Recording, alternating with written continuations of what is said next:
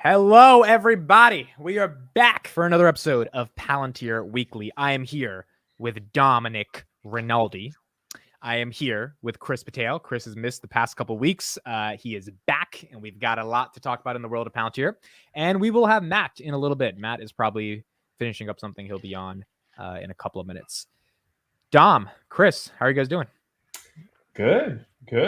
Not good. Chris, why are you not doing? Because I sold out Palantir, and it keeps going up, bro. What the fuck? It's supposed to be going down so I could buy in again. Y'all, all of y'all are making money, and I'm not. I mean, I'm making money, but not as much as you guys are with your Palantir positions. Okay, so how about you address that? Let's start off. We'll get this out of the way. How have you kind of felt as the stock has run up? You can give us your thoughts on undervaluation, overvaluation, and kind of where you want to get back into the company. So in my deepest of hearts, I know that they're a little bit overvalued right now, but that's just how the game is, right? Sometimes the market is going to give you a extended multiple because of like the sector you're in. And, right now Palantir is in this hot AI sector. I thought the sector would calm down a little bit, but it doesn't seem to be happening. But, I have some faith in my fellow bears that are probably going to create some bad narratives for Palantir and bring the stock down again. I'm sure I'm sure Alex Karp and Sham will help me out by selling some shares soon. That's Which typically what happens, yeah. Which they have, like, dude, I got the insiders with me. They're doing what I'm doing. They're selling out.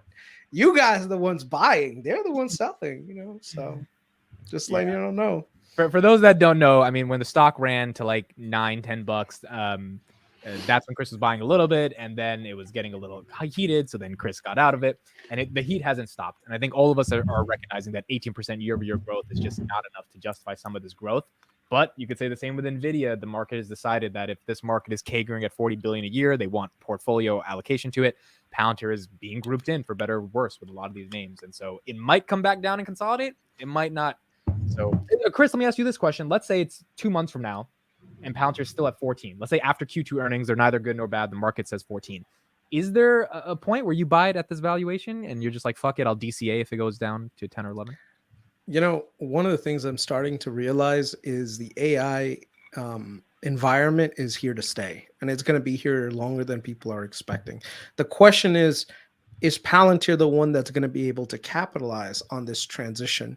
I don't know. I don't know yet. I think that's one of the things that I'm going to wait on, is waiting for the numbers to tell me. And yeah, will I miss out on some gains here and there? Sure, I might, but I'm not in any rush to buy more right now. I think right now it's just time to be a little bit of patient, and just wait, Okay, cool. Having said that, we've had a pretty momentous week for Palantir. Lots of stuff went down. I want to get right into some of the biggest news of the week. And I want to start off with actually this deal and see the implications of what you guys think about this. Palantir has signed an agreement with Panasonic Energy of North America.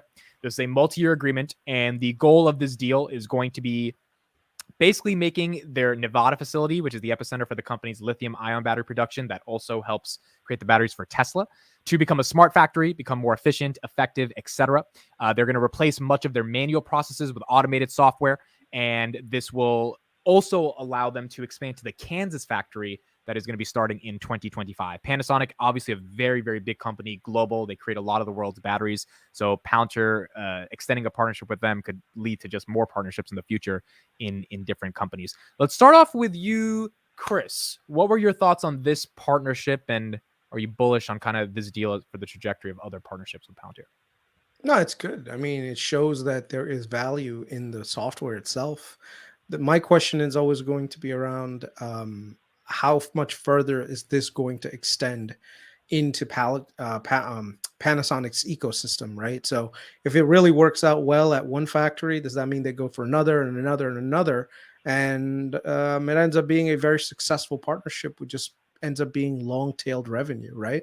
And then also other battery manufacturers, how does this end up playing into their specific industry? So I think that's one of the core things I like about Palantir, in that they are going into new industries, helping optimize that industry for one specific company, and then maybe they're able to offer the same services to other companies. As you But said, they're not solving a problem for a company; it's for an industry because they're working with a yeah, specific company.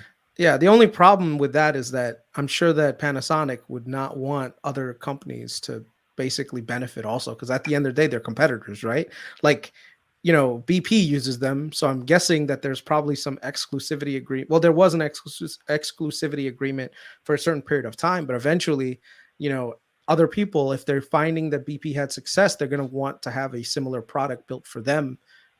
So, where does that leave Palantir? Does this mean that they get pigeonholed into working with only Panasonic, or does that mean that they're able to go out and work with other competitors as well? So, John, your thoughts on this deal?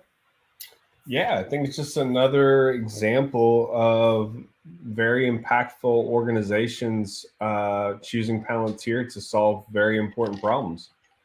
You look at, Panasonic doing the batteries for Tesla. You saw them talk on the conference for AIP, and I think you're going to continue to see more expansion. I mean, we've seen what they did with Hyundai with 3 different expansion deals after that. And really, it's their business model, right? So every time they land a logo, you should expect as a shareholder and customer that expansion is going to grow over time into new use cases. So just really great, really excited about that. I mean, there's so much stuff. I mean, I don't know if we're going to talk about your interview with Keith Fitzgerald. Very awesome job. Just very good job there on the interview, you and Adam. And then also that bear report. Thank you for holding him accountable. That was, I could go on a tangent of how much garbage that was, but you pretty much debunked everything pretty quickly. I was joking in the chat. I was just saying, just don't cut people off so much. Just that was definitely true. I cut him off, and that was the worst part of the debate when I listened. You just cut Dom off. You just cut Dom off. See, this is the problem. And I'm usually a good moderator, right? Like I usually you are. I do the same thing. I get excited, and you were just ready to jump in. But you could tell the lack of research, the lack of knowledge, laziness for just clicks. I mean, it's funny that people gave him so much attention and how many YouTube channels he got on. So we'll leave that alone. And then you had a great video on the UK headquarters, which I'm sure we'll talk about. But overall, things are just moving all in the right direction. I'll tell you, I'm finishing up a book called Gap Selling. I highly, highly, highly recommend all of you to read it. It has made me think about Palantir just as much as 0 to 1. And it's a phenomenal book for anybody who just want to, even if you're not technically in sales, you're always in sales. You're always selling yourself. You're always selling. And a lot of principles in that book and that tie back into exactly why Carp said, why would I have a standard pricing mechanism? Why would I do that? That makes no sense at all, because if my value of my platform can justify the ROI for your need and your problem, you're going to pay whatever you're going to pay. And I'll just tell you a quick little story of it. In the book, this guy has a meeting with the president, and he gets a flat, and him and his wife, for all his years of his company, getting recognized by the president to meet with him for dinner. And he's in a full tux, and he can't change the flat because he's going to get all dirty. And then he's only 30 minutes away, so he can't actually do that. What is he going to do to still look presentable and actually get there in time? Just happens to be a tow truck driver just driving right by. He jumps out in front of the street and says, "Hey, I need a tow. I need a tow." Guy says, "Okay, where are you headed? What are you doing? I actually have to pick someone up." He tells him the story. He says, "Okay, I can help you out. I can cancel my other job." He's like, "How much is that going to be?" "It's going to be $1,000. $1,000? What?" It's like, "Yeah, $1,000 for me to cancel my job, earn the reputation, and this is obviously an important meeting for you." And so the book talks just about, in that one example, normally wouldn't pay for that, but for that one lifetime of a chance opportunity, the value all of a sudden increased tremendously. Put that in context with Palantir. the things that they're doing and the problems that they're solving, I'm not hearing any other company talk in that manner other than Nvidia and Tesla. Hmm. So that's my rant. Okay, Matt, do you have any thoughts on the Panasonic partnership, or can I move on and we'll start with you on a new topic? No, I think, you don't mind if you start a new topic, but I think it's very much with what Palantir's MO is, right? We saw AIP Con, and then coupling with that, Pena or Panasonic Energy in North America had a great discussion at AIP Con, and then here they are now doubling down their position. It's not a brand new deal, right? This is a continuation of the value, just like what Dom was kind of saying. Like they saw how much value it's driven in their energy or their industry and in their particular company. And, the same thing happened with Jacobs, right? Like right after AIPCon, they're expanding their deal once again. So I think it's very interesting to kind of see how quickly a lot of the people that were discussing, specifically AIP, right? There were some people that were talking about Apollo and stuff, but if you looked at AIP and what people have grown, it's really just begins since the beginning of the year, January timeframe, where all these guys were kind of like, hey, we've started to implement AIP within our organizations. And now you're already starting to see the doubling down, which is going to help increase the net dollar retention, which is going to help increase the amount of usage within the organization, not necessarily just for AIP, but for Foundry, Gotham, whatever AIP is based off of for their particular organization. And I just think it's going to be something that you should probably see grow into 24, into 25. And that's really all I have to say. It's just a continuation. And I agree wholly with what Dom was kind of saying with respect to, you can't hold a conventional sales strategy for this sort of unconventional sort of organization, right? The company makes its money and its true influence on an organization or true value on an organization by coming in, asking, how can we help you? What are your biggest problems? And helping solve those problems. You don't have somebody that's ready-made like a Microsoft Teams or Microsoft Fabric or a Snowflake, which is, hey, we already have this software that everybody else is using, feel free to use it, right? You don't have that customizability. And I don't know if I discussed this on a channel or not, but it's like the other day I got onboarded to another application within Foundry that's specific towards our workflow, and it simplifies things by probably an order of 10 to 15 or maybe even 20 times. We spent I had a similar project within our organization. We had to bring on some consultants. It took forever. They didn't understand what the hell was going on. And it was a complete other system, right? This is beneficial because it's embedded in the Foundry system. As soon as I create something, it immediately connects up to all of our other databases. It's an application that we're kind of already ready to use and know how to use because we're familiar with the Foundry product. And it just goes to show you, like, that's one simple workflow. That's one application.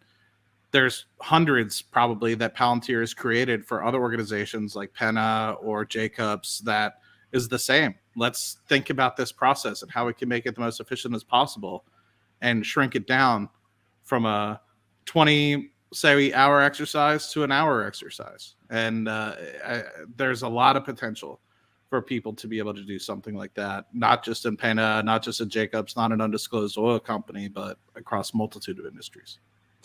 I agree. Let's transition now to this topic, and I think we can go in a lot of different directions from here, but I'll say a little bit and then we'll keep going from there because everything you said, Matt, I think ties into actually answering some of the bear case. So I did a debate this week with Edwin Dorsey, author of The Bear Cave, wrote a bear report on Palantir, released it the day before the AIP conference or the day of, to about 150,000 people. My own self-reflections from the debate, I think I should have cut him off less. And it's weird because I host so many podcasts and I usually let people speak. That's kind of the job of a moderator, to just let people talk. That's good etiquette. But for this one, I got excited. And if I had let him actually talk, because he was quite frankly saying stuff that didn't make sense, it would have been better because he would just keep talking and, you wouldn't have to like cut him off it's just sometimes he was rambling and I'm like, this is not even answering the question. I asked you something very specific, so I stepped in, but perception is everything. So definitely should have cut him off less. In general, my strategy in that debate was to prove not that the valuation argument makes any sense, not that the price to sales makes any sense, blah, blah, blah. And it's funny because in the report, he didn't even talk about valuation. He kind of just brought that up during the debate because I think he didn't really have anywhere else to go. My argument was simple. You said, as Dom brings out his dogs, they're so cute. I love them. You said Palantir's AI is an imposter AI company. So you can win. The price of sales should be 2. You can win. It's a horribly overvalued company. if you win, that their AI moat isn't real. Because literally the only reason, as Chris said in the beginning of the pod, that it's up 150% is because of AI. And none of us, literally none of us, and we've been following this company for 3 years, thought that that AI would get to this such of a level that the market would run it up as the way that it's had. So I guess we'll start the conversation here. His biggest point for why they're an AI imposter, and I want to start with you, Dom, on this, and we'll go to Chris, is that Palantir's a consulting company. They get FDEs, they send them out to clients, they work with those clients. Yeah, they do a little bit of tech and AI, but they're not a pure play AI play, which is why they're, in his words, misleading investors to assume that they have this AI moat, when in reality, they're just consulting and they're getting some deal, and that's not scalable. What is your response to that, Dom, in terms of sort of his I mean, biggest... he didn't do his homework. He doesn't even know what they do or what they're selling. So I would have not given him as much time as you did. He didn't know the word ontology, not that that's critical or anything, but he didn't actually go to the website. You mentioned the gross margins, and this company is selling software as a service, and you can also buy it as pay as you go. And the artificial intelligence that they are using is protecting our men and women in battle, saving lives. This software was also what helped distribute the vaccine globally.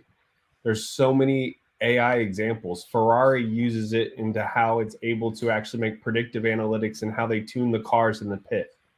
So, I mean, there's just so many examples. And then I would just go like, okay, you don't want to take my word for it. Take Forrester. They said they were the #1 revenue AI. I forgot to bring that up, unfortunately. Take Gartner. They're in the top right quadrant. Take the other study where they were ranked as the #1 AI company. So like, it's just common sense. Like, do your homework, bro. Chris, your thoughts on that consulting argument that he was big on? Oh man, I'm about to get so much hate right now, but Please all do, right. because I want to debate this. If you're going to call me a consultant, Yeah. consultant company. No. Okay, so they are not necessarily a consulting company, but their business model reflects one of a consulting company, but they do it for a specific reason. One of the biggest failures when it comes to software, and I'm on the implementation side, is that if you give a client a piece of software, you just say, here you go, here's the software, enjoy, do what you want with it, play around with it. I would say about 90% of those clients are going to fail because the project just won't work. And they'll say, I got sold a bill of goods that doesn't work. Now, guess what? You can actually do that. Some companies pride themselves on just giving software to people, charging a very low upfront fee. And then as they start using it and implement it, then they start upselling you more shit, right?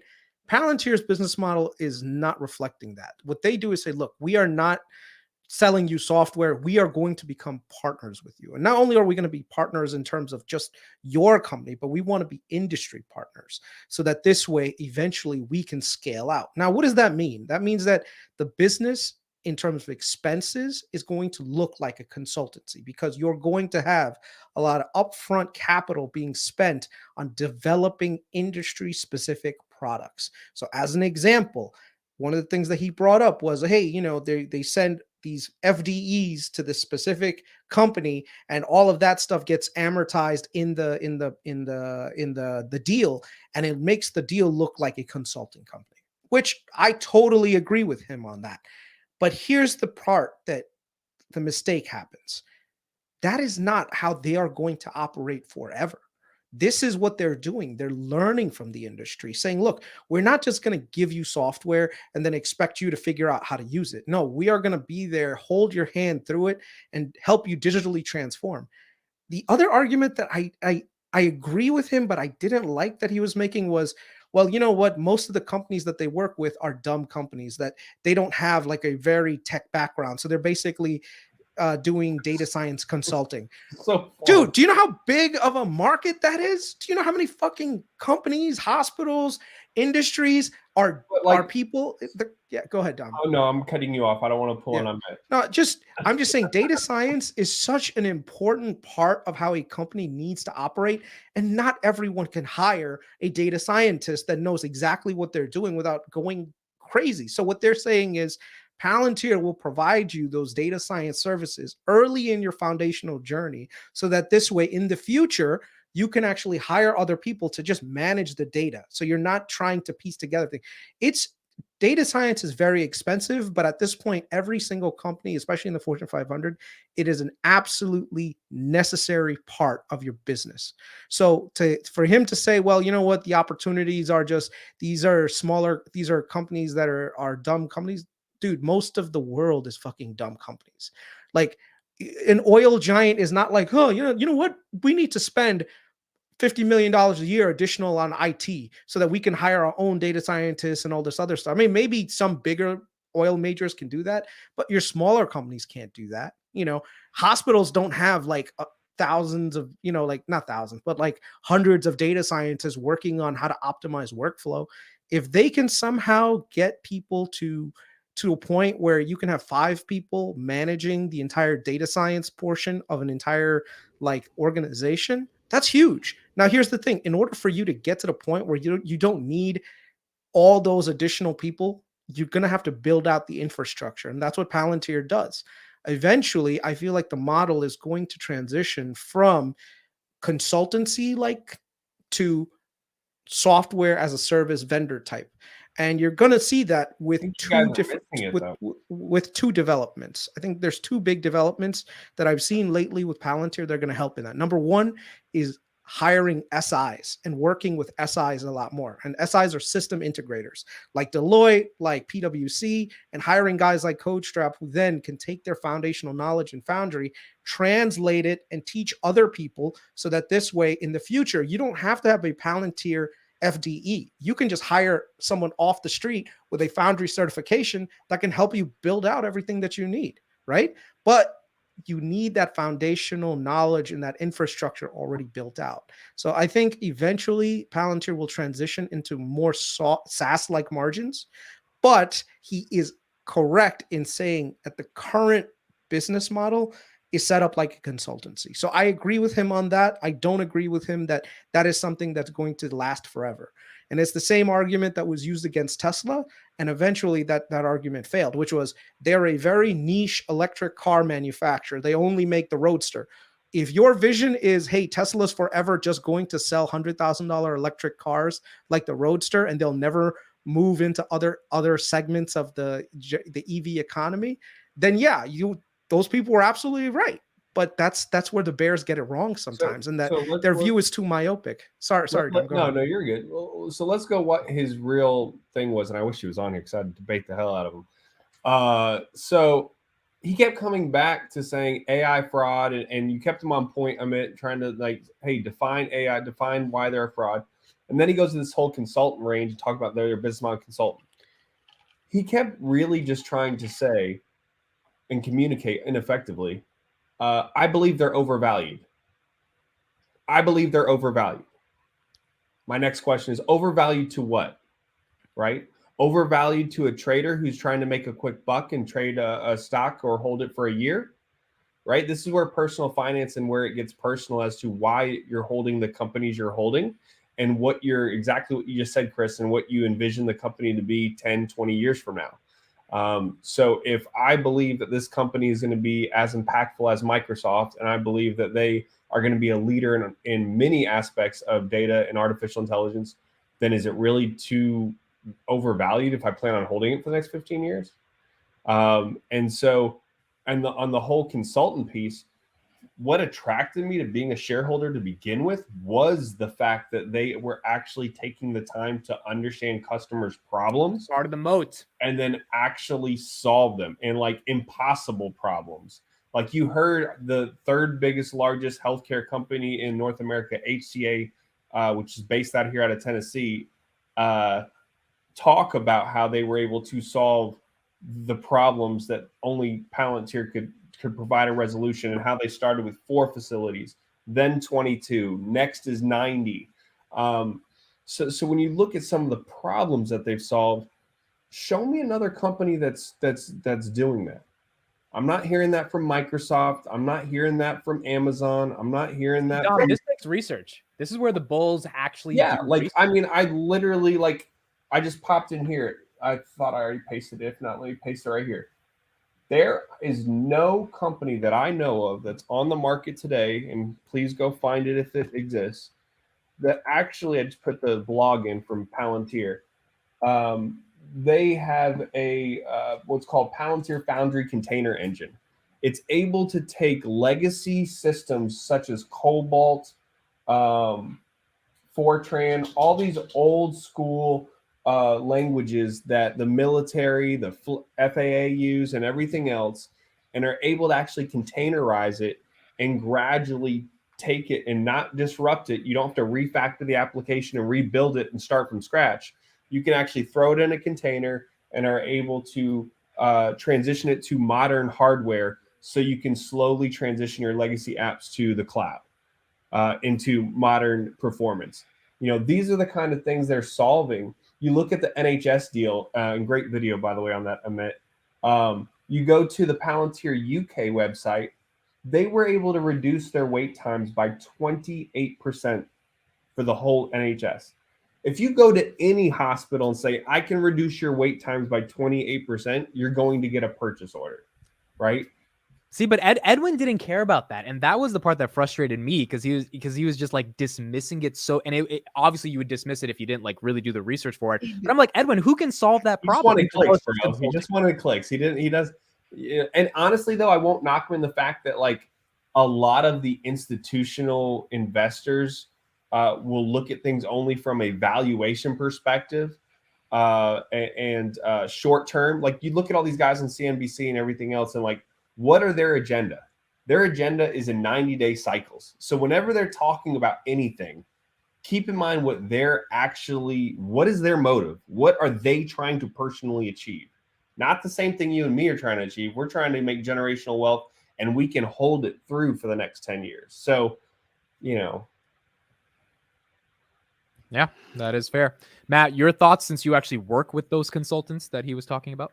Yeah, so to kind of go back to what Chris was saying, I don't disagree with any of it. The thing that I want to highlight is data science and that sort of industry, that total addressable market has been growing. And I think a lot of companies recognize the need for something like that.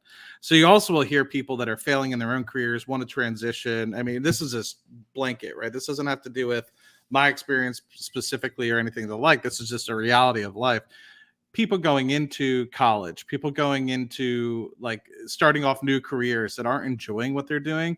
They're like, what's paying well? What market is growing? What can I do if all else fails so I can guaranteed get a job? And they find these data analytics jobs, these data science jobs. And not to say, so you just have all these people joining the market because the total addressable market is growing. They know for a fact they can get a job. They know for a fact that companies are looking for this digital transformation.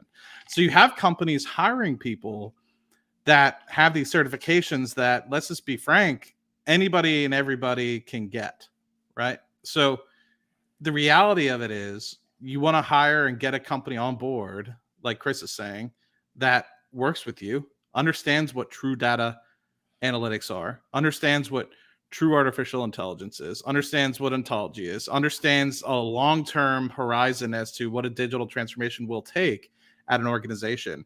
Not somebody who's just looking for a job, not somebody who's just looking for the next step. If you want somebody that's going to be doing business as usual, update software suites so that it can integrate very easily into your company and keep kind of doing what you're doing and have been doing for the past 30 years or something like that, but just slightly easier, use Microsoft Fabric or Snowflake, right? I mean, so that's what you're hiring those companies to do, because that's really the next step and ease of doing it. It's not to say that they're bad companies, right? It's just to show that, you're kind of just wanting to tweak slightly and maybe make things slightly efficient.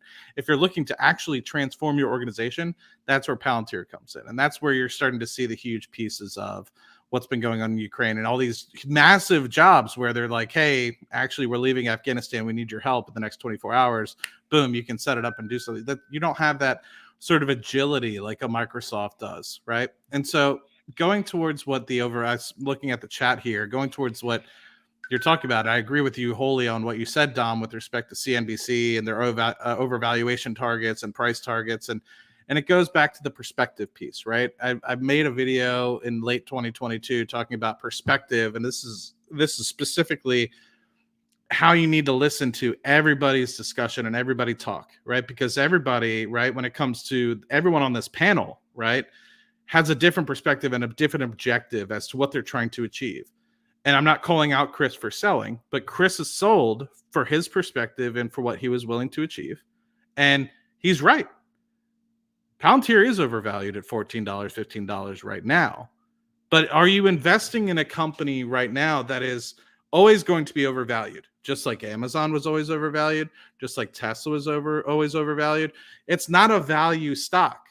It's a company that will continue to grow. It's not in its mature phase. It's in a total addressable market that is expanding by 30 to 40% every single year. Whether you look at it from the AI front, whether you look at it from the machine learning front, whether you look at it from the digital twin front, whether you look at it from the data analytics front, massive growth in every single one of those total addressable markets.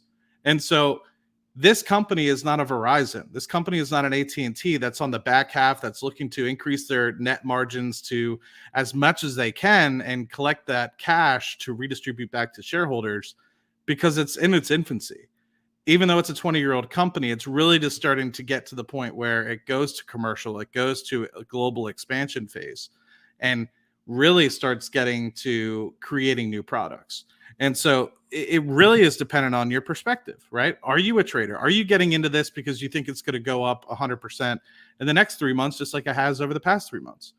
Then you're probably going to be in a world of hurt, right? But if you're looking at it from a, where can I see long-term 10 to 20x growth over the next 10, 20 years, which is going to outpace, let's just say, the normalcy of the S&P 500, then that's where you're starting to say this thing, while it might be overvalued right now, has that ability to grow into something like, as Dom had mentioned, a Microsoft or an Amazon that that literally will be the leader of the digital transformation for a lot of these companies, and already has been for Undisclosed Oil Company, for what it seems like at Jacobs, what it seems like is going to be Penna.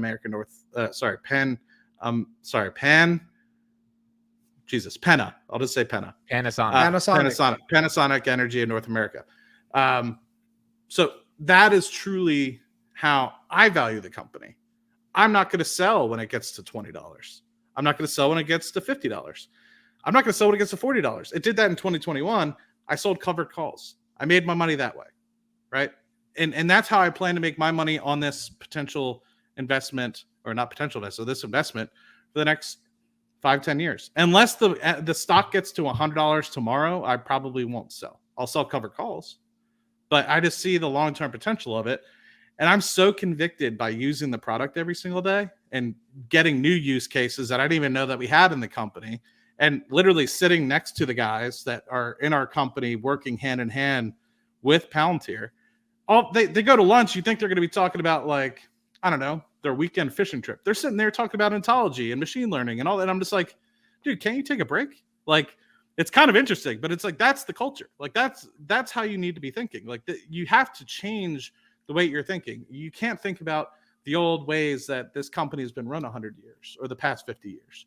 You have to embed yourself in and take in that data is how you need to be running an organization. And unless you're thinking and putting your attention towards that, that's where the true step change is going to be. And if you just want to keep doing things the way that you're doing, Microsoft Fabric is for you, Snowflake is for you. But if you honestly want to digitally transform, that's where Palantir can help. And if for anybody that listens to Sham and say like I didn't tell anything, if you actually listen to Sham, you actually know what he's talking about. The dude is absolutely killing it with respect to how he's explaining things. Maybe that's just me. Maybe this is my bias, and I respect that, if people think that's my bias. But anyway, I've never been more convicted in the company. I look at how much I have, and I'm like, this is, it's the start, right? So it's going to be fun. But if you're looking for an overvaluation, it's overvalued. For the next 3 months to 12 months, it's overvalued at $14. So I'm glad you said that. The logic that you're applying here is the same logic, and that's the reason why I sold the stock. Well, number one is there were good opportunities in the market at the time, in my opinion, that I needed to use capital to invest in. So I had to trim some positions somewhere. I didn't have the luxury. Like I have other positions that are like on the cusp of being 1 year plus or more, so that I don't have to pay the long-term capital gains. With Palantir, I knew I was going to have to pay capital gains short term, but I needed that capital infusion into going into some undervalued plays that I see in the short term that don't materialize very often. So I said, you know what? I'm going to make the executive decision, take the capital out, put it into this other play that I have. And I know that's a trader move, but it's one that I'm willing to take a risk on. And that's one of the reasons why I did it. Do I think Palantir long term is a great company to be in? Absolutely. My only thing is right now I have some better opportunities. Took the capital, put it money there. I'm actually up a good amount of money, as Amit knows. Took that same money, and now eventually I'm going to probably buy back into Palantir. I do think that eventually the valuation will come down slightly. It's not going to get back to the $6 range again. I don't think that door is already closed, but I think the $9 and $10 is still very open right now, and it could be something that and it could go down to that level, not because of anything that Palantir is doing in terms of execution. It could just be the general macro sentiment. Like right now, the macro sentiment is a really extremely bullish, right? If some numbers don't come out the right way, whatever, it could seriously hamper their prospects and bring the number down. Like in a recessionary environment, you typically don't want to be in a growth companies. You typically want to be in more value oriented companies. So my portfolio has shifted into more value plays. Now, does that mean that? Yeah, and yeah, exactly. And does that mean that I'm going to stay in value for the rest of my life? Like, no, I'm going to eventually transition to growth when one's there, especially in a company that I think is actually doing really well. I'm going to invest with that. The only thing I will say is that I'm going to be a lot more data driven when it comes to investing in Palantir going forward. I want to see what those Q2 numbers look like. I want to see what those Q3 numbers look like. A lot of their slowdown in terms of revenue growth is something that's worrisome, but we could see some reacceleration. If the growth reaccelerates, that bear case article is going to completely like fall on itself. Just like all the arguments that were made against other companies. I do, however, want to stress on one thing really quickly. The operating model to which Snowflake is using to gain customers and to gain more users on its platform, they're selling you infrastructure and they're selling you tools with regards to data science. They're giving you tools that you can utilize, that people can utilize to create, value for their customers, right? So everyone right now, one of the biggest things is everyone knows SQL. That's one of the SQL. SQL is like a very easy thing that people already use. So it's not very hard to get into the ecosystem for Snowflake. On the other hand, Palantir, it's not like that. The question is ultimately, will people benefit from having more projects that are using Snowflake and Snowflake's partners? Because Snowflake provides you the infrastructure, but the Snowflake partnership that they have with all these other smaller companies that actually do data science, are they going to provide you with the value that's going to be something that you use long term? And that's the question that I think will play out over the next 5 years. By the way, there can be multiple winners in all of this. Okay. Like I think we all need to remember that it's never a situation where it's a one-sum game. Some companies are going to say, you know what, we want a company like Palantir to come in and work with us and really dig in deep with the muck. And some companies are just like, listen, we don't want a third-party company to come in and tell us what to do. We want to do shit ourselves. And both sides are correct. Like each company is gonna have to make that executive decision. My thing is Palantir's business model will be successful over a long period of time. I think in short period of time, Snowflake will do well too. But I do think that, it might not be a bad idea to hedge bets a little bit and invest in some Snowflake, invest in some Palantir, because this entire field is growing. It's not like this is a limited pie that's just going to stay stagnant. This entire industry is growing, and you kind of want to be in that specific industry itself and not just in one specific company and put all your money in that basket.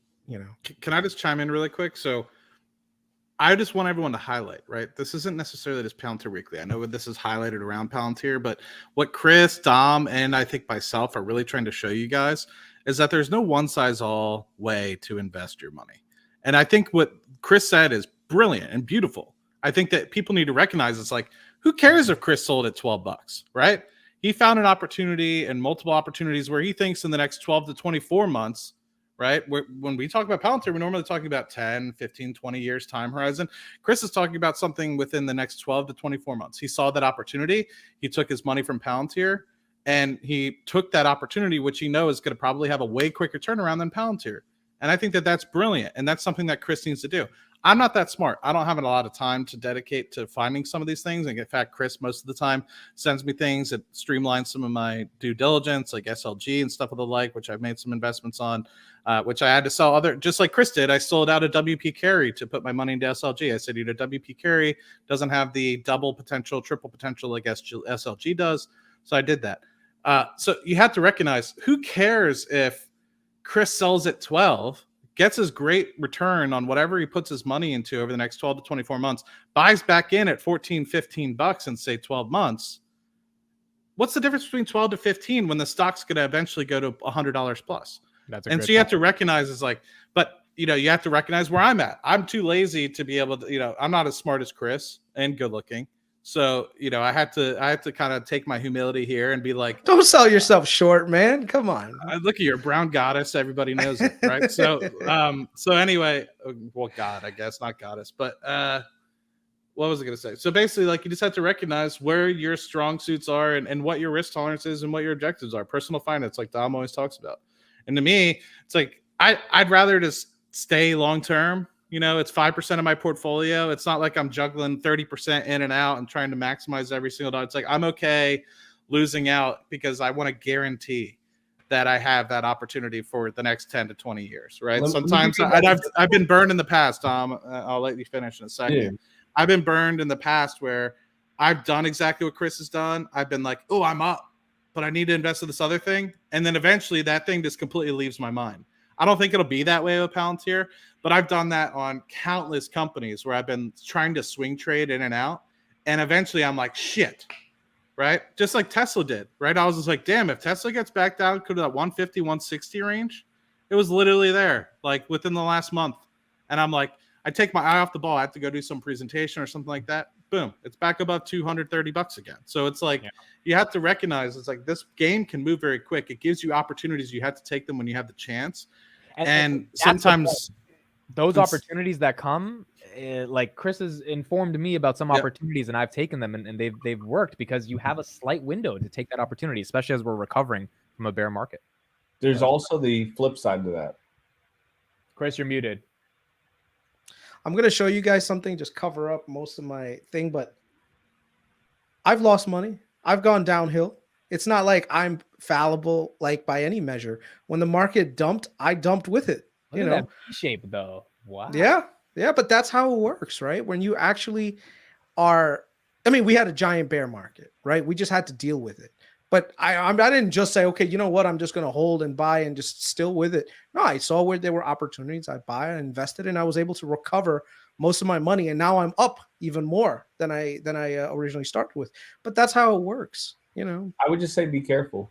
Everyone's different, and everyone has their own agenda, which is the beauty of personal finance. Yeah. But on the flip side to what Matt said was. When NVIDIA was at 230, everyone was crying and saying, oh, it's so overvalued. This is going back down to 120. Oh, my gosh, I'm selling. NVIDIA to zero. Yeah. And about a week later, it went to 430 or 2 weeks later. So, what I've learned in the last 3 years of personal, individual, maybe actually going on 4 years now, individual investing, is the market is very irrational. It can stay solvent more than you can throughout that irrational capabilities. And if you miss the best 30 days out of the year, your return on stocks will be much lower than what they would be if they're your higher convictions to stay in it all the way through. So had I listened to all the FUD and everything else and sold at 230, I would have missed some of the biggest jump days that would have not, it may never get back to that price, right? Just like Chris said, Palantir may not get back to 6 or 7. So I guess what we're all saying is do your homework and learn your convictions. And if your convictions are right and you feel very good and you're well diversified, dollar cost average in and when you see those opportunities strike. But I wouldn't say, really make sure you know what you're doing if you're dipping in and out of positions. Yeah, I like I said, I try not to dip in and out of positions. All right, I'm not. I believe it or not, I am actually a long-term investor, but bear markets are perfect opportunities to really find great companies that have been oversold, and that's the thing that I love about bear markets. When other people look at a bear market, they start crying because they look at their money and they're like, "Oh my God, I'm losing money every day. It's going down." Inside, I'm fucking celebrating because I know that people are throwing away great companies at a discount that makes absolutely no sense. One of them was, of course, as you guys know, Palantir. Palantir going down to $6. Think about that, right?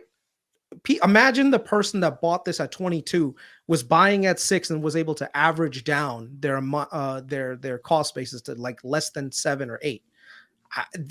This is what happens. The bear market gives you the opportunity to take your high conviction plays, invest in them further using whatever capital you have, and go in. I did that with Meta. I had some Meta that I bought early on that was like long term. It was down 70%. Did I cry about it and be like, oh my God, I'm down 70% on Meta? They were supposed to be the next greatest thing. No, I said, fuck it. No, I see where they're going with this. I'm going to average down. I averaged down, and now I'm way above what my base price was, even when I bought Meta. Meta went down to 2016 levels. Imagine that, guys. A company that's growing as fast as it was. So these are the kinds of things that you just have to be ready for. And sometimes I do wish I had capital on the side, more capital on the side, so I could have bought more things. But this bear market has been a godsend to me and my investing career, because everything that I've been able to apply in learning from the 2008 crash, I'm utilizing right now to make amazing gains. And you guys know something. I was talking to Amit yesterday or 2 days ago, the same thing about 2020 and how I was like back in 2020, I had like 420 grand. I thought I was the shit. And then boom, from February to March, I lost $100,000. And it was the same kind of going from January of 2022 to kind of like the May, June-ish time frame and even October time frame. It's like I was down several $100,000, and you have to have the stomach for that, right? I knew people that had probably like 50% of their net worth in Google, sold it at $90, and they didn't buy back in. They're like, I'm waiting for the right time. And to be frank, I think everybody right now, and I want to highlight this because you talk about this a lot on Finance Junkies, is like I feel like everybody's like running around again, kind of like they did in 2020, not to the extent and euphemism like euphoria is what was in 2021. But kind of. We've been in an upswing on the NASDAQ of 35% year to date. And that goes to SoFi, that goes to Palantir, that goes to all these small cap companies that have had a little bit of relief. And I think the reason being for that is we are on the tail end of all these interest rate hikes. People are starting to see the cracks in the armor and starting to say, okay, well, we're not going to go from 5.25% interest rates to 10, right? But we'll probably go from 5.25% to 5.5, 5.75. But we're kind of on the tail end, and people are starting to see 6 months from now potential for some cuts slowly to come back down to reality. And a lot of it has to do with what we're going to see next week with the May inflation that's going to be coming out and what they do on the 14th, or is it the 13th for the FOMC meeting, or are they going to raise again, or are they going to kind of keep it flat or pause and defer to I think it's late July is the next one, if I remember correctly. So anyway, I think that happiness that everyone says, like, look how much I'm up. Like, you have to realize we're probably a month or two away from things curling over again. Is it going to go back to November of 2022 sort of levels, late December 22 sort of levels? I don't think so. But at the same time, it's like, I think everyone's fat, dumb, and happy, and everyone looks like a genius right now for investing in Palantir at $6, investing in SoFi at $4 or $5. But you're going to have retracements, right? You have this period between March and kind of May where things have kind of looked positive from a macroeconomic environment standpoint. If you kind of take out the Fed kind of limit aspect or the government sort of spending limit that they kind of had, everything's kind of looked pretty good in that respect. Inflation's coming down. The FOMC is starting to signal that they're going to pause soon. So don't get too on your high horse, right? take profits, recognize where you're at. Maybe you just recognize, not necessarily take profits if you're a long-term guy, but maybe instead of investing all your money right now, save a little bit more cash than you're used to, because I feel like we're going to have a little bit of a pullback, and it's not unusual to have a 10%, 15% pullback. And what that means is some companies will stay flat, some companies will go down 30%. And you have those outsized abilities to, in the points where you have a Meta at $88 that you have the opportunity to snipe in at. You have an opportunity where Google gets to $88, $89 as well, which I took advantage of wholly at the beginning of the year. Everyone was just like, I don't know, man, it's going to take a while for Google to, it's like Google's at 125. I think I hit like almost $130 the other day. It's like, shit, that was 30%. But you have to look, the entire NASDAQ 100 is also up 30%. So it's not like you're a fucking genius. And I just want to kind of highlight that. And, everyone's happy right now. Everyone's probably not going to be happy in the next month or two when things kind of roll over a little bit. Dom, you're muted. My bad. Someone said in there, this is a time to do your homework and do your due diligence and work on your conviction. Charles said that. And that's so true. Like, really understand your convictions so then you can take advantage of these opportunities and sleep at night. So like, I'm trying to get my portfolio down significantly, down to like 10, maybe 15 positions. How many do you have right now? Too many. I guess if you were to count everything, like it's like 70.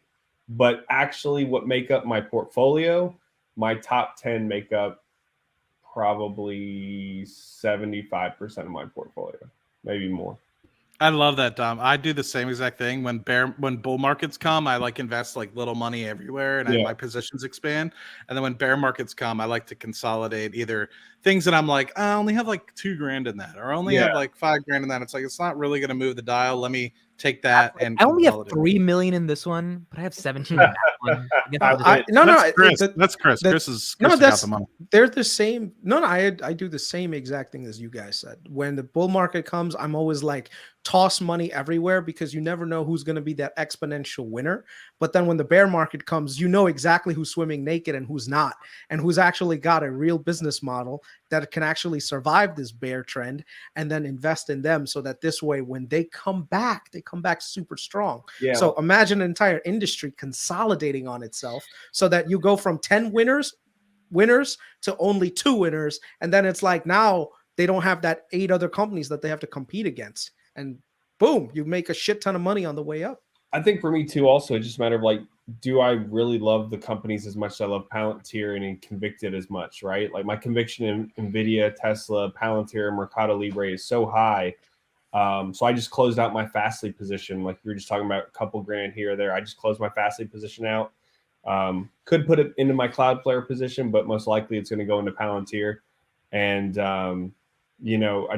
I want to have it into companies that I'm fully passionate about, and I'm going to do the conviction homework to where, I really feel like I got a good pulse on the companies. Okay, I just want to give a shout out to 400 people that are here with us for the live stream. Thank you so much. It's a 12 a.m. on a Friday, so we really, really appreciate it. Last quick topic, and then we're out. I think that's the first time for Palantir Weekly, isn't it? We hit 400 once, but it is, we don't hit 400 often. So thank you to 400 people. Thank you, guys. Thank you, guys. Rishi Sunak, the PM of the United Kingdom, is going to a baseball game with Alex Karp. So the question for the panel is, are we getting this fucking NHS deal? Do you think we're getting it, or are you still a little concerned? Chris, you, then Dom, then Matt. Go ahead. I mean, you're going to a baseball game with the prime minister of a fucking country. I mean, that's a lot of clout. That is a lot of clout. So yeah, I think it happens. Dom? Yeah, I mean, they can't afford it to not to. It's already embedded. What are you going to replace it with? Yeah, and before you go, Matt, I think in that baseball game, Karp is calming Rishi's nerves about the British media that is writing all this negative stuff about Palantir, and he's probably telling him, hey, think about your legacy. If you become the first PM to actually fix the NHS, you will go down in history as one of the greatest politicians ever. And I think Rishi's a very logical guy, man. I've been listening to some interviews. This is a smart man. I'm not just saying that because he's Indian. He's a very smart guy. and he's very data driven, technology driven. I think he's going to end up. He's going to make the last decision. I think he's going to end up going with Palantir. The word you're looking for is technocrat.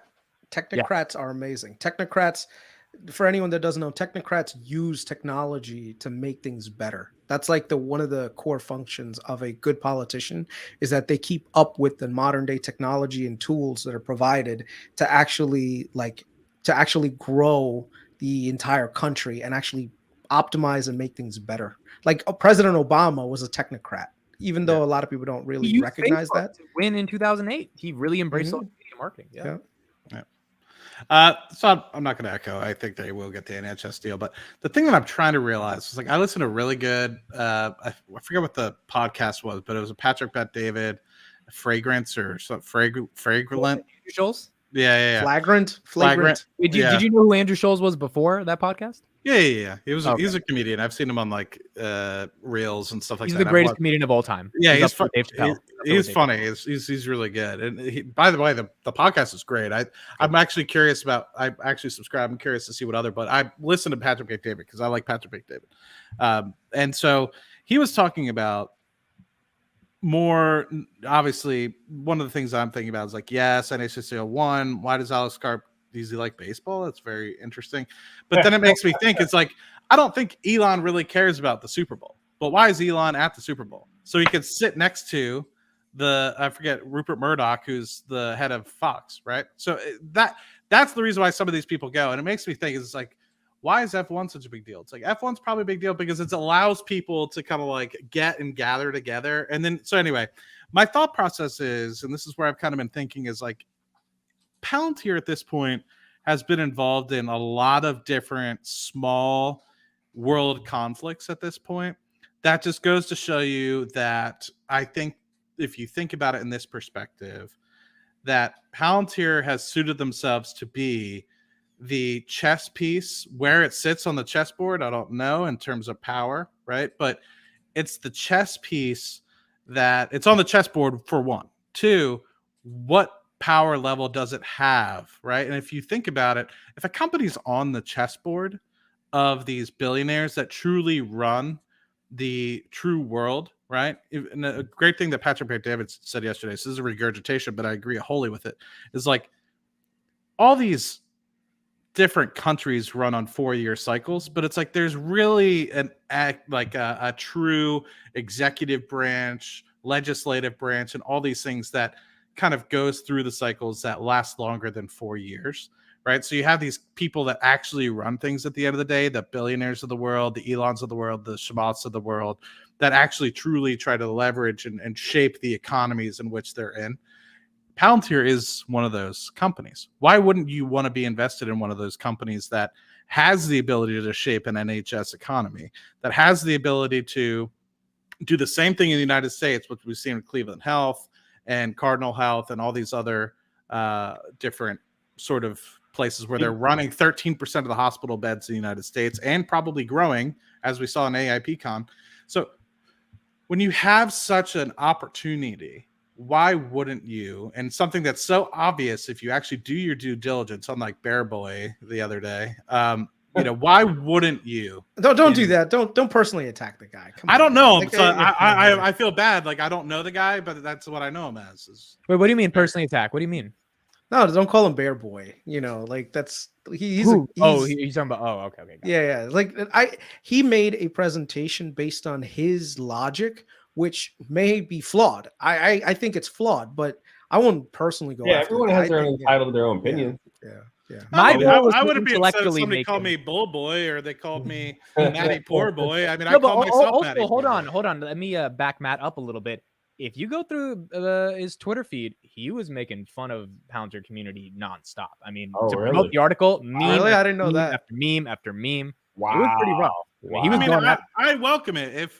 So this is it's a market. This is what makes a market. Right? I welcome anybody to challenge Palantir. I welcome anybody to join the community. I welcome, for those of you guys that are new, obviously there's a renewed interest. We have over 400 people. I don't know if we still do, but we had 400 people join. That means there's some interest. I'm sure some of you guys are new to the stock. I welcome that, but please bring on bear cases, right? That's okay. That's why I love having Chris on here as well, is to bring those bear cases, because 9 times out of 10, Chris, I'm going to kind of call you out here, but I love you at the end of the day.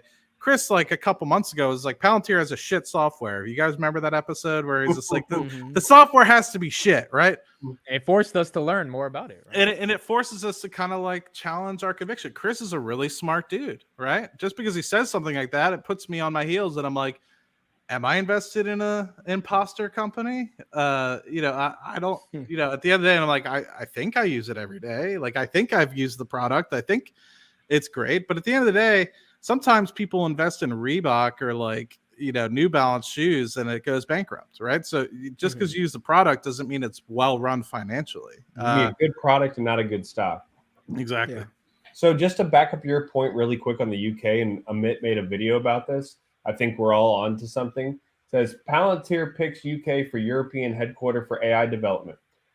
One, this could help secure the NHS deal by changing the perspective of the general UK media in the company because they've located their place in London. Prime Minister UK goes to the baseball game. I assume that they're going to be talking about how they're helping Ukraine through this time, and how they're going to be helping a lot of European countries. The UK is also hosting a summit on the risk posed by AI, which Palantir is speaking at. Really? Yep. And it is also pushing for London to become the location. They're pushing for London to be the location for a new global AI regulator modeled on the International Atomic Energy Agency. I haven't looked at what the premise of that agency is, but I want to learn about it. And then Karp told BBC Radio, the UK, as opposed to many places in the world, has a pragmatic understanding of data protection. Data protection is serious, but you can actually work within the context of what large language models do. It is going to be much harder for the continent of Europe to actually come to terms with large language models because of their GDPR compliance. The culture of privacy in the UK is really built around the norms of fairness and understanding, and less around GDPR data protection. We can work in conformity with that. If you guys have seen the demos of AIP and everything else, like, I have not seen anything other than what NVIDIA has with their guardrails to basically provide those kind of guardrails in access to what you can and can't do with those models. And Palantir does it even more granular. So I think there's other companies out there, Dom, that are doing similar things, maybe not at the same level.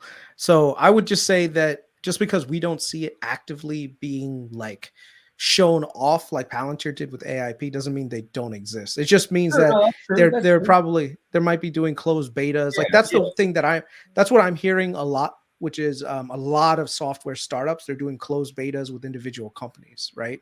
So this is not something that's or whoever got bought out by Snowflake, right? I mean, nobody heard about them until they got bought out by Snowflake. Yeah, but those were formerly Google engineers that made a search algorithm thing. So there, like I said, I think the thing is when you don't necessarily hear about a technology platform being developed, and the only ones that you hear about are the ones that are out there, people think that they're the only ones that can do it, right? Where I am always like, okay, who else can do what they're doing? I would say who's battle tested though. Like if I have a choice of who I'm going to spend money with, absolutely. You're bringing my soldiers back home. I'm going with you. That is the one thing you cannot deny. You have an active war zone that's being utilized, and they're doing at it, and versus a startup which is just trying to create a product around it. So no, in that respect, I think you're absolutely right. There is just one thing I do want to comment. So I think when it comes to with like the elites, they go to these sporting events, these different events, not to go and enjoy it. They do it to network, right? Now, I don't know if you saw this. Maybe Dom, you saw, but Lisa Su was at F1 at one point, and Really? they didn't recognize her. Like, it's funny because they were just treating her like, oh, who are you? Get off the thing. Just check it out. It's funny. Else I can learn for you. Excuse me, ma'am, do you speak English? Yes, I do. Well, you're Marty's random person, the first one of the year. How are you, and what are you doing on the grid? I'm doing great. I'm with AMD, so we're sponsoring the Ferrari car. Okay, yes. So we're right. So you got VIP access. Look, you've got access everywhere by the looks of it. So that's the secret. Become a sponsor of Ferrari. Yes, thank you. It's great. Fantastic. All right, good to see you. Back to you. Now, So Wow. humble. So humble. What an disrespectful, idiot. bro. What an idiot. Do you speak English? Wow, that's crazy. Wow, so offensive. yeah. Well, I mean, whatever. She took it in stride, but She did the it. point is, She was very classy. Yeah. with it. Is Lisa Sue a billionaire? Oh yeah. yeah, Oh, hell that's- yeah. Fuck, bro. She was like, motherfucker, you know how much? Yeah. Well, remember this was 5 years ago. Okay, 5 years ago, AMD was not as. I mean, they got big, but they're not. They were still recovering. Okay, but the point is that this is how you build relationships, right? Because not only does she get in touch with Ferrari as a sponsor for them, but there's other sponsors that were there at the same time, right? So that's how you network with people that you do with the sports teams and with all this other stuff. So it's just very interesting. So that's the question that people are asking. Well, why does Alex Karp takes Richie Sunak to a baseball game? Well, guess what? That's where the skyboxes are. That's where all the deals are actually done. You know, I'm telling you, there's more deals that close at a strip club and at a bar and at a restaurant than there are in a boardroom. Okay, that's just how it is. You had to go there. Yeah, you go to the boardroom to basically sign paperwork.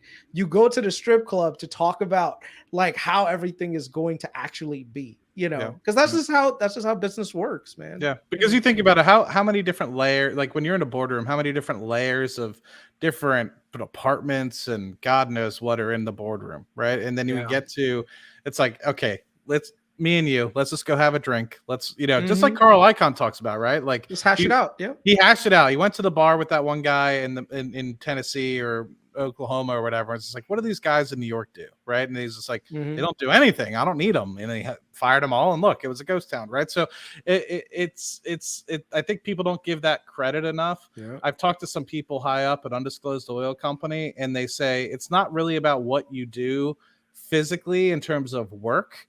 When you get to that sort of level, it's more about the partnerships that you're building and how you're helping shape the economies, which is more talk and more kind of like behind the door handshaking, right? I'm not talking about like how it's shady or anything like that. It's more about who you can collaborate with, who you can help, who you can compromise with to make things happen, rather than actually being like, oh, let's get our finger on the opening the choke button so we can make more oil today. It's like, you're not doing that as a CEO.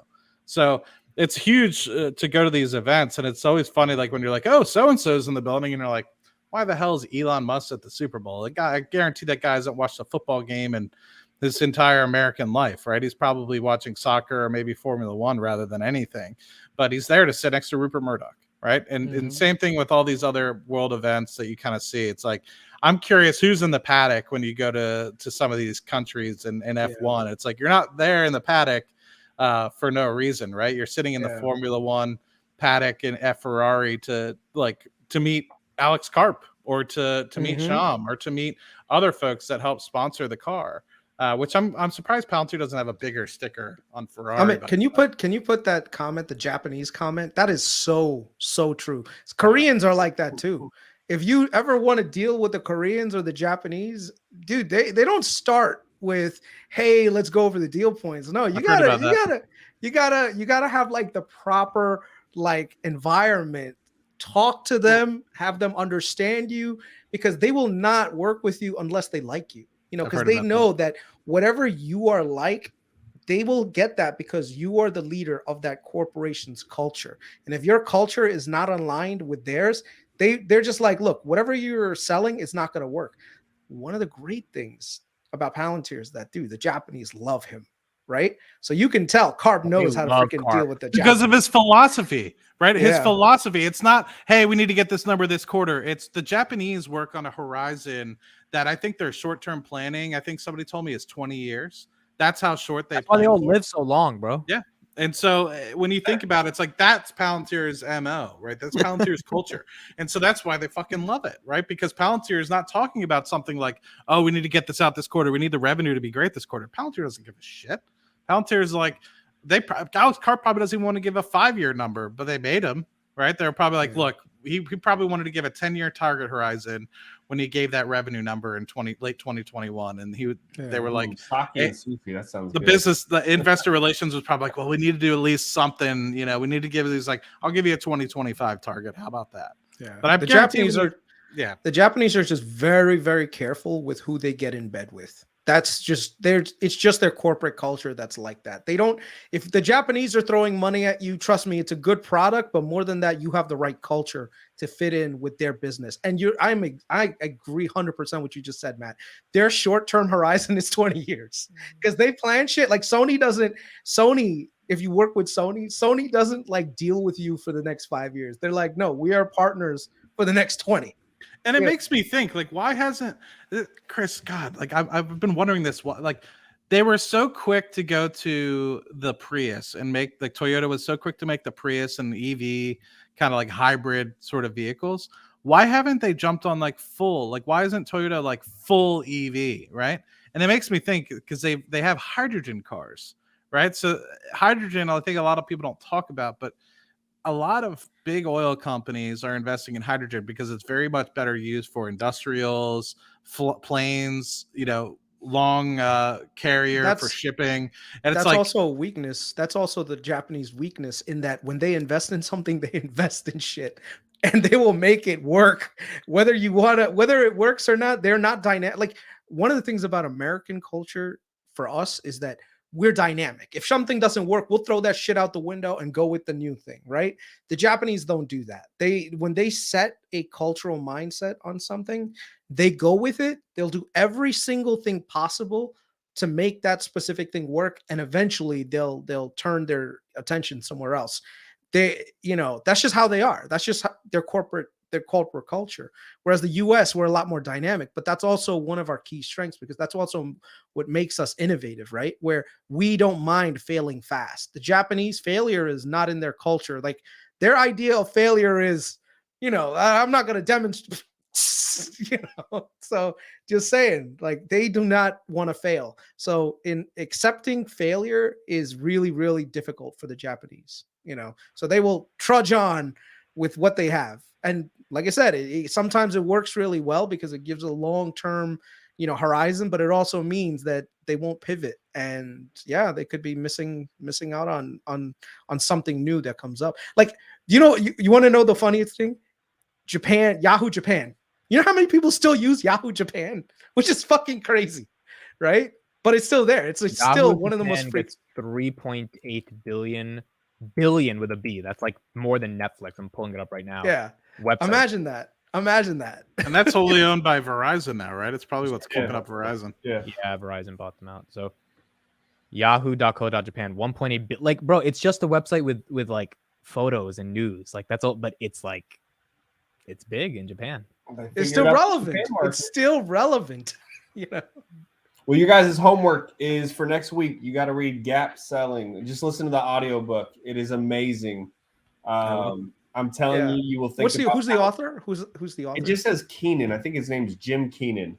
And he's hilarious. It's either Boston or New York accent, so it's very entertaining. But you'll think of Palantir as you read through it. Yeah. Okay. Dude, Matt, the guy MGR is just throwing freaking gold mine after gold mine of Japanese culture. Can you post that? The Japanese culture is also rising nail gets hit first. They believe in teamwork and will not tolerate a rising star. That's so true. We got to nuke Matt then. He's taking over the pod with his takes. We got to make sure he can't be the rising star here. No, far from. Come here, Matt. Come here, Matt. Matt, so we did a live stream on Matt with me and Matt on Wednesday, and he used the word blunt 55,000 times. You did not say it once. He kept saying to be blunt, and he has not. I told you. You got to find the word of the day, and that's what I use. Word of the day. Yeah.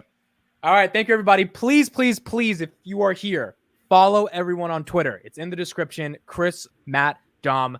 Please follow us. It would mean the world to us. If you are not on Twitter, there's a big Palantir community on Twitter. It is one of the only free speech platforms on the planet. Make an account, help out Elon actually secure free speech, and make us your first 3 followers. And congrats to Amit getting over 20,000 followers on YouTube. That's no small feat.